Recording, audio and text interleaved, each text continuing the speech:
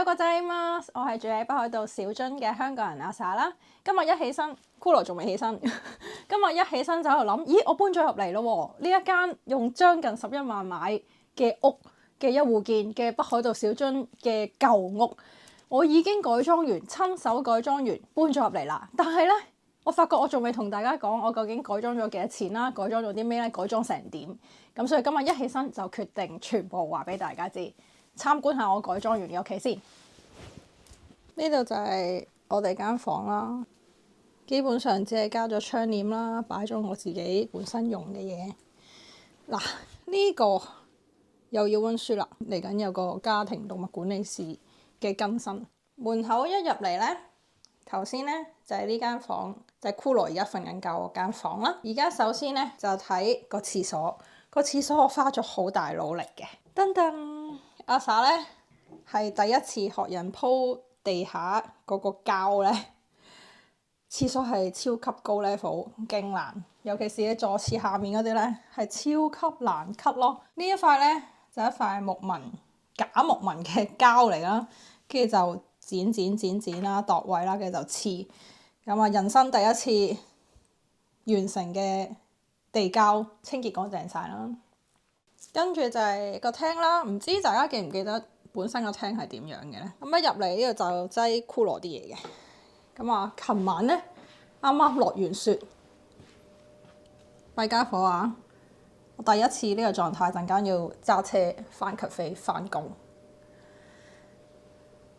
呢個就係成間屋用得最貴嗰個啦，即係我改裝呢間屋使得最多錢就係佢啦，10萬yen。咁啊，10萬yen連埋呢部機啦，連埋呢啲喉，咁就講價之後10萬yen。咁就擠咗我自己啲嘢啦。咁咧呢埲牆就係之前白色發晒毛，咁我已經盡晒力㗎啦，洗乾淨啦，擦乾淨啦，用砂紙機磨過啦，全部嘢我都係唔識嘅，全部都係啲救星教我嘅，跟住就借嘢俾我，咁我就油咗，咁啊擺咗本書喺度啦。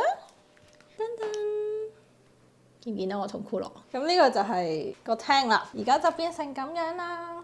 咁呢個地下呢，就係我親手逐塊貼啦，要 cut 啦。咁之前貓 cafe 藍色 area 地下都係呢隻地氈嚟嘅。咁咧因為慳錢嘅關係呢，窗簾係用舊窗簾嘅，咁所以遲啲要買個將由頂到底。而家用住先，2-3萬yen啊，咁樣整一整。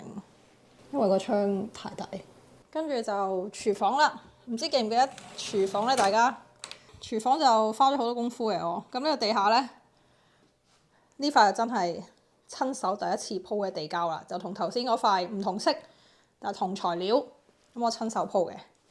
咁廚房埲牆咧，本身係一條條又黃又綠又白，同埋好舊嘅。呢埲牆咧係我人生第一次親手油。仔細睇會有好多瑕疵，但係我親手油嘅油啦，親手鋪嘅地下，我將個廚房改裝成而家咁樣。呢盞燈一直想換嘅，但係因為咧佢係拉繩咧，冇電燈掣拍掣咧，我換極都換唔到。咁基本上呢度嘥嘅錢就係有錢咯，有錢係貴過鋪地下呢塊嘢嘅。跟住又係好花心機嘅，就係呢個洗面嘅空間啦。埲牆都係我親手自己油嘅，白色油。要攞膠紙黐晒啲管啦，黐晒啲木邊啦。但係 sorry 啊，我第一次油有瑕疵啊，俾啲油揩到。仔細睇又係好多瑕疵，但係遠睇叫做過到關啦。咁我洗衣機本身嗰間屋度攞過嚟嘅，冇買新嘢。咁呢個洗面盆本身有嘅，只係清潔乾淨。全間屋花得最多心機就係呢個廚房同埋頭先個洗面空間。樓梯唔知大家記唔記得呢條樓梯？咁而家樓梯每一層呢一塊磚呢，就同廳嗰塊磚呢係一樣，但係唔同顏色嘅。咁都係我自己親手鋪㗎啦。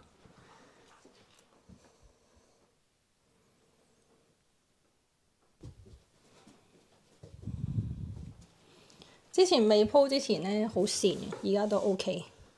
咁上到嚟呢一間房咧係雜物房嚟嘅，真係好雜物，唔好睇啦。咁呢一間房就乜都未喐過，冇掂過，冇整過。咁而呢一間房咧就執好晒㗎。咁啊有張台啦，有暖爐啦，有個櫃啦，有張床。咁呢一間房就可以俾其他人瞓啦。呢一間房係可以瞓㗎啦，清潔乾淨嘅呢一間房。所以呢一間屋主要就係整地下為主咯，要整廁所嘅地下啊、廚房嘅地下啊，跟住樓梯啊，跟住又有咯，就係整得最多嘅。咁呢個廳咧，呢度其實仲有一間房嘅，咁就清潔咗1/3，未清潔晒。咁呢一間房清潔乾淨咧，亦都可以擺床，亦都可以瞓啦。呢度嘅廳啦，就係我鋪咗呢啲地氈啦。咁就樓梯鋪咗相同嘅地氈，但係唔同色啦。跟住廚房又鋪咗地膠啦，即係黐咗地膠啦，跟住油晒油啦。廚房油嘅油係油完一浸，再油一浸，再油一浸，係油咗勁耐嘅，同埋第一次油。咁啊，買咗個暖爐啦。咁買咗啲必需品，例如我間房嘅窗簾就新買嘅。咁廳呢度嘅窗簾就冇買咧，就因為太貴啦。廳嘅窗簾由頂到底，同埋個窗太大。嗰啲要2萬幾3萬yen，就遲啲先，未捨得使，係啦。咁就而家呢間屋住成點咧？咁我覺得係夜晚都凍嘅，咁就好彩北海道啲暖爐好勁抽，咁所以就好 OK。你哋成日擔心嗰樣嘢啦，究竟呢一間屋，呢一間咁舊嘅屋改裝要用幾多錢咧？咁啊好彩我有救星啦，有好多嘢都係親手落手。有人救命幫我嘅，咁包括洗手盆個水龍頭都係換咗嘅，咁啊多謝救星幫手啦。咁全部嘢材料啦，同埋自己嘅時間啦，同埋大家救星嘅時間。咁材料費 total， 即係我冇俾錢嗰啲救星啦，亦都冇俾錢我自己噶嘛。咁所以時間啦，用咗嘅時間，但係材料嘅錢咧 total 就用咗22萬日元嘅啫，係啦。咁即係港幣，你當12000內係改裝晒全間呢一間咁舊嘅屋㗎啦。地下鋪過，廚房啦、廳啦、洗面盤啦、座廁、廚房嘅油啦、洗面盤嘅油係油過晒。咁我係好彩嘅，我一個咁嘅價錢買到呢一間屋係超級無敵勁好彩。多謝啦，多謝托賴啦。咁而好彩買完翻嚟咧，係冇一啲好嚴重嘅問題，例如熱水爐。熱水爐一壞咧，就可能要使80萬yen去整噶啦，即係換嗰個身。咁所以我好彩，而有個暖爐講價成功10萬yen搞掂，即係都幾少有噶啦，係啦，全新暖爐又唔係二手咁樣啦。咁所以成嚿嘢，我嘅時間同所有時間應該用咗將近3個幾禮拜嘅。但係每日即係因為我返貓咖啡同埋好多嘢做，每日我基本上能夠集中喺呢度嘅時間唔多過5個鐘，就好似啲人收工，然之後不停整，然之後又第二日，然之後又返工，然之後不停整又第二日咁樣咯。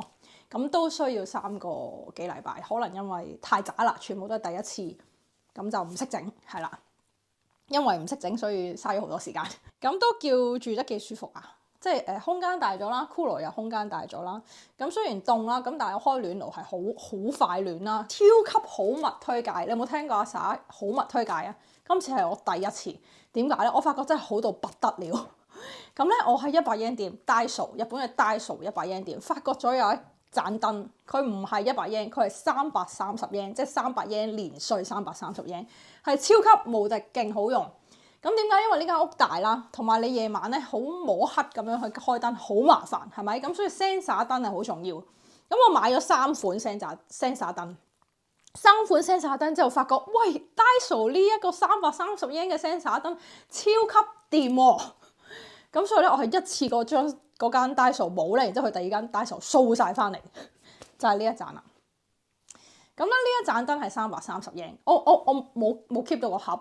咁所以你哋唔好買錯，呢一盞燈係前邊着燈，就唔係喺側邊着燈。有另一款係側邊着燈，嗰隻唔好買，就買呢一隻前邊着燈嘅。咁佢係點咧？佢係一個貼紙啦，然之後磁石，咁啊貼紙磁石，然之後黐落去，咁就黐住埲牆嘅。咁點咧？夜晚咧，而家咧行出行入攞杯水都好咧，已經唔再揾燈掣啦。佢勁係勁在咩咧？日頭只要日光咧，佢係唔會無啦啦 sense 再着燈嘅喎。咁可能我大驚小怪啦，有好多而家 sense 嘅嘢都好勁啊嘛，啲 sensor 好即係好犀利。咁佢日頭係唔着，咁佢係日頭唔着，但係佢330英啊。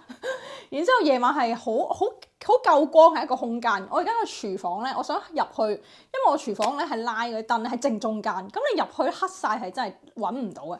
我而家黐咗呢盞燈咧，我連拉都唔拉啦，因為佢夠光啊嘛。我入去咪行過直接入洗手盆咯，係 OK， 非常 OK。咁佢係叉電嘅，咁佢叉電唔係入電芯嘅。我之前買過一盞1400幾英，係超級唔掂啊，同佢比係佢好勁啊。